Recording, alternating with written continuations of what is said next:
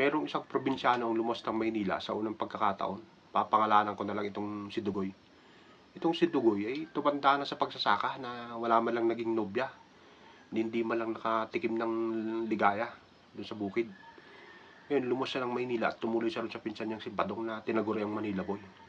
Bakit ka naman naluwas, insan? Ano bang gagawin mo dito? Kung sabi ni Badong.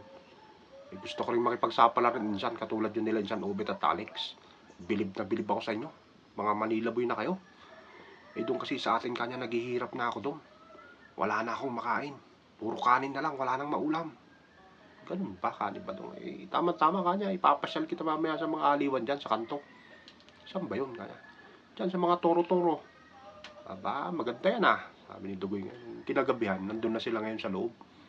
Habang si Badong ay aliw na aliw dun sa mga napapanood niya, ito namang si Dugoy, hindi mapakali.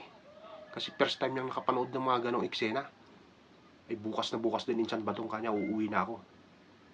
Bakit naman kanya? Kala ko ba makipagsapalaran ka dito?